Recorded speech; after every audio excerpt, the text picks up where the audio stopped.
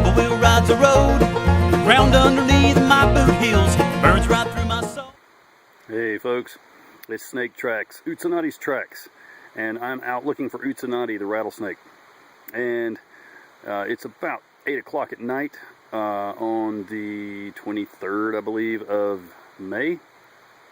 And well, on my way to find Utsanati, I stumbled into this beautiful little area with some really incredible plant life. You need to check this out. Take a look. These are pink lady slippers.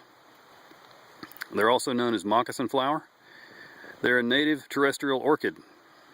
And they're, as far as I'm concerned, one of the most beautiful orchids in this part of the world. Let's take a little bit closer look.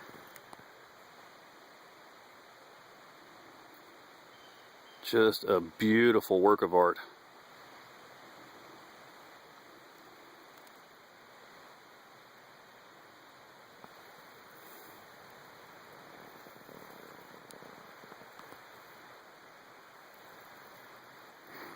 There's several growing in this area. 3 here, 2 up there,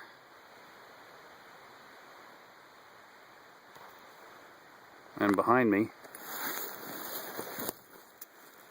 1. And look behind this lady slipper, there's several beautiful examples of trillium already bloomed, getting ready to set seed.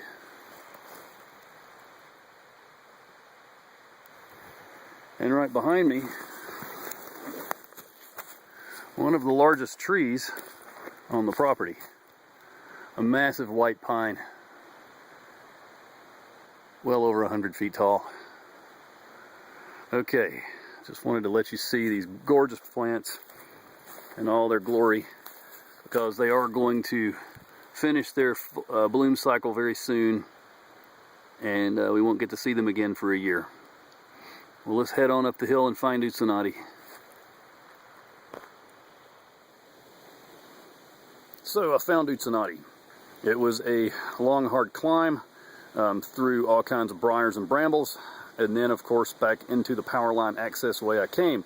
I figured as much, that he had probably moved back up here because there's a lot of good solar radiation here in this access way that was cut over about a year ago of all of the saplings. As you can see behind me, it's just a real mess of small trees that have been hacked apart and just left to fall, left to lay where they were cut. Well, it makes a great thermoregulation site and feeding area for a timber rattlesnake such as Utsanati. And I found him. He's about 10 feet from a utility pole, and here he is. Take a look. Can you see him?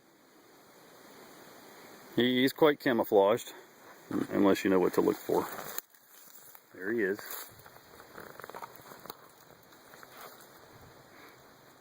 Sitting in a resting coil on the leaf litter.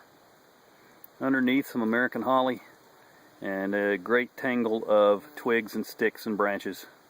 Quite protected from predators. I walked up to within 3 feet of Utsanati today. He never once moved or rattled.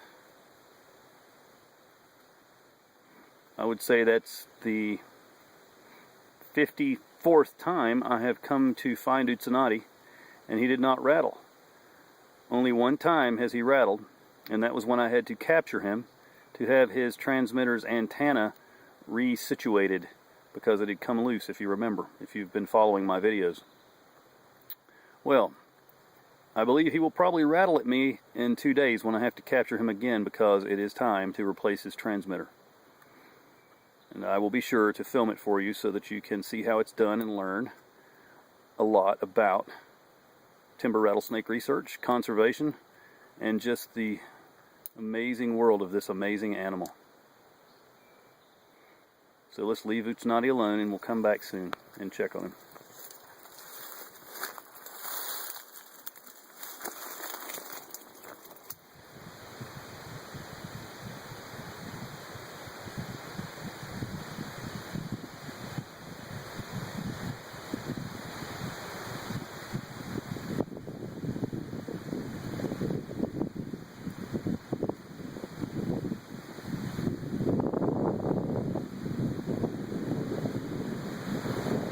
just walked back from Utsanati's location. It took me about 30 minutes bushwhacking through the dark forest, and I'm just about back to my vehicle at the bottom of the mountain at the start of the White Wolf Trail here at Earthshine.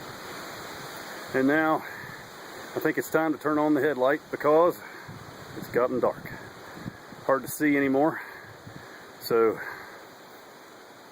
let's head back up the hill and call it a night, and we'll see you next time on the trail of Utsanati. For those of you that have been to Earthshine, I'm sure that looks very familiar.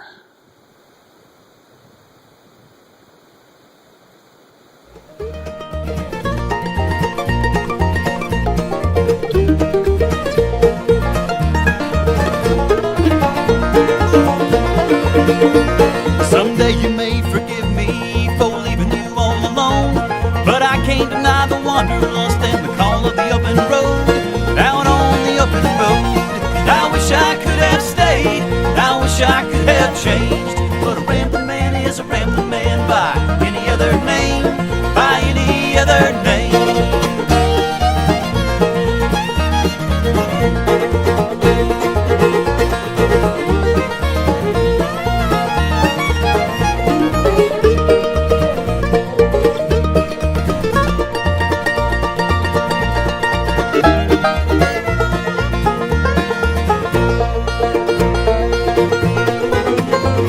I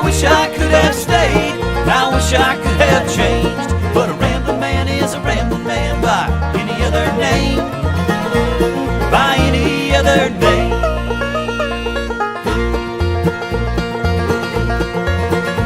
Well, a rambling